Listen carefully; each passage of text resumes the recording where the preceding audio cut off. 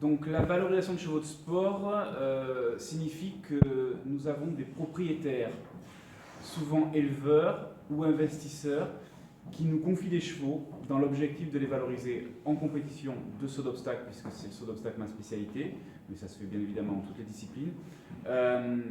Nous entraînons les chevaux, nous les emmenons en compétition, nous essayons de les faire progresser jusqu'à leur meilleur niveau, et la finalité, c'est souvent la commercialisation des chevaux ou la mise à l'élevage. Les entiers deviennent des talons, les juments deviennent poulinières. Pendant 10 ans, j'ai essentiellement monté des jeunes chevaux. J'avais quelques chevaux de tête qui me permettaient de faire des épreuves autour de 1m35 à 1m40. Mais mon activité était essentiellement basée autour des jeunes chevaux, que l'on valorisait ou pas en compétition, ça dépendait. Et puis, depuis 3 ans, grâce à des propriétaires investisseurs, nous avons eu la chance de faire évoluer notre activité pour se consacrer aux chevaux d'âge qui nous permettent aujourd'hui de faire des belles épreuves en compétition et de monter sur des concours internationaux. C'est un petit peu pour cela que nous avons commencé à nous intéresser au physique des chevaux.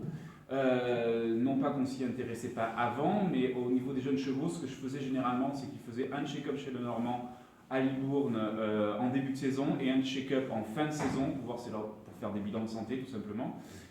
On ne faisait pas grand-chose entre.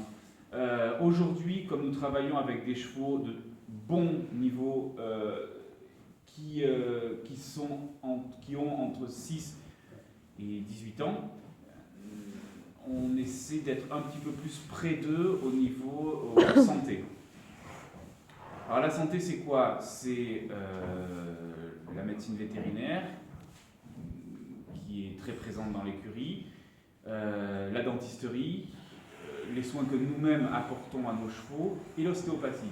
L'ostéopathie, jusqu'à présent, on faisait de l'articulaire, à savoir, c'était le docteur Pommier qui venait, mais on a eu aussi le docteur Colombo, on en a eu plusieurs, on a eu le docteur qui n'est pas vétérinaire d'ailleurs, mais on a eu Baldasseri qui venait aussi à l'époque où j'étais dans une autre écurie. Et puis, pour quelle raison, je ne me souviens plus trop, mais je crois que c'était par rapport au gris qui est là-bas au fond, on a essayé de développer, de voir à quoi ressemblait l'ostéopathie fluidique. Donc c'est le docteur Franck qui m'a expliqué un petit peu d'où ça venait, et je crois qu'on s'est rencontrés par le biais de relations diverses. On avait ce cheval-là qui avait des problèmes de coliques urinaires. On a supposé que c'était des coliques urinaires, mais on n'a pas eu le temps de le montrer à un vétérinaire, puisque Mintan a réglé le problème assez rapidement.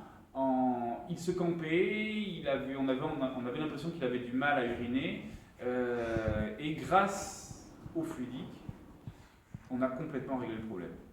Donc on a un cheval qui est beaucoup plus sage, qui accepte beaucoup plus d'être entier,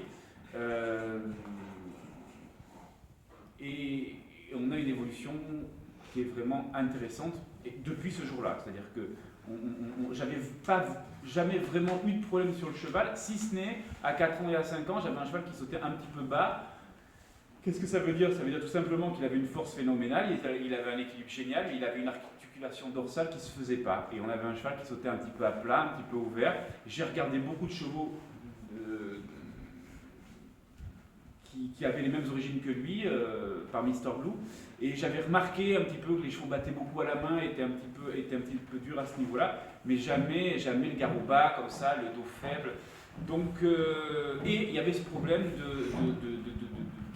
de colique urinaire qui était assez présent.